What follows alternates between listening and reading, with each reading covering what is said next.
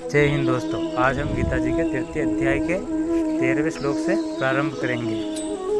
यज्ञ शिष्टाशिना संतो मुच्यन्ते सर्व किल्बिषे भुजन्ते ते तज्ञं पापा ये पंचात्म कारणात्। भगवान कहते हैं, यज्ञ से बचे हुए अन्न को खाने वाले श्रेष्ठ पुरुष सब पापों से मुक्त हो जाते हैं, और जो पापी लोग अपना शरीर पोषण करने के लिए ही अन्न पकाते हैं वे तो पाप को ही खाते हैं। अर्थात भगवान कहते हैं कि भगवान को अर्पण करके भोजन खाने वाले श्रेष्ठ पुरुषों के पाप नष्ट हो जाते हैं। जो पापी लोग अपने शरीर के पोषण के लिए ही केवल भोजन करते हैं या भोजन पकाते हैं वे केवल पाप को ही खाते हैं। भगवान आगे कहते हैं, अनाद भवन्ति भूतानि पर्जन्यात् अनसंभव यज्ञात् भवति पर्जन्यो यज्ञ कर्म समुद्भव कर्म ब्रह्मोद्भवं विद्धिं ब्रह्माक्षर समुद्भवं तस्मात् सर्वगतं ब्रह्म नित्यं यज्ञ प्रतिष्ठितम्।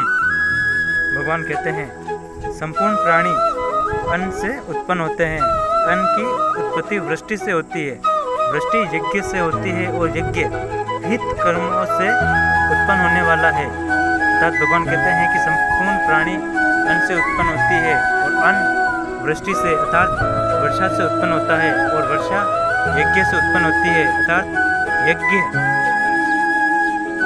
शास्त्र जनित कर्म करने से उत्पन्न होता है। भगवान कहते हैं, कर्म समुदाय को तू वेद से उत्पन्न और वेद को अविनाशी परमात्मा से उत्पन्न हुआ जान। अर्थात भगवान कहते हैं कि कर्म समुदाय को अर्थात कर्म को तू वेद से उत्पन्न हुआ मान, और वेद को परमात्मा से उत्पन्न हुआ। इससे सिद्ध होता है कि सर्वव्यापी परम अक्षर परमात्मा सदा ही यज्ञ में स्थित रहते हैं।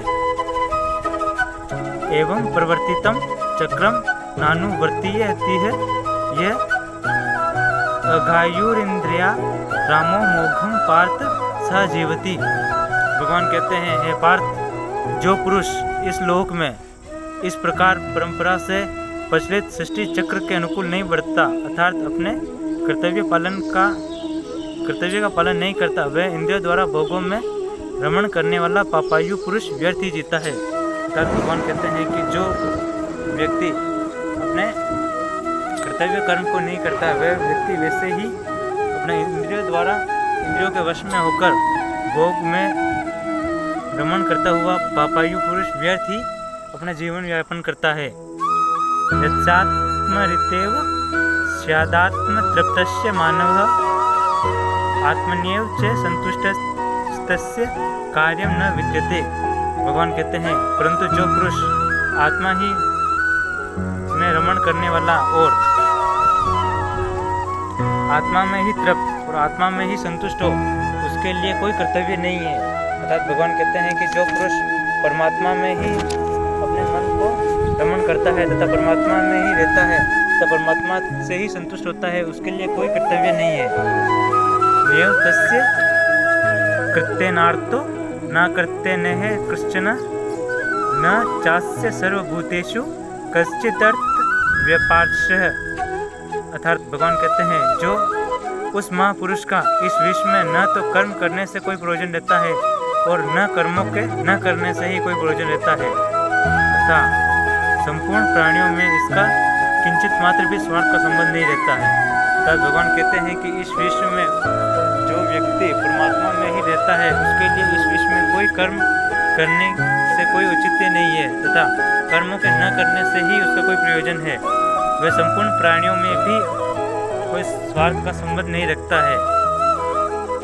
तस्माद् सक्तः सततं कार्यं कर्म समाचर असक्तो याचरन् कर्म परमाप्नोति पुरुषः। इसलिए तू निरंतर आसक्ति से रहित होकर सदा कर्तव्य कर्म को भलीभांति करता रहे। अर्थात भगवान कहते हैं कि तू अपने कर्मों के फल की चिंता न करते हुए सदा कर्तव्य कर्म को करता रहे, क्योंकि आसक्ति से रहित होकर कर्म करता हुआ मनुष्य परमात्मा को प्राप्त हो जाता है। अर्थात जो पुरुष कर्मों के बंधन में नहीं पड़ता है तथा फल की इच्छा न करके सिद्ध कर्म करते रहता है वह मनुष्य परमात्मा से जुड़ जाता है तथा परमात्मा में ही विलीन हो जाता है। धन्यवाद मित्रों।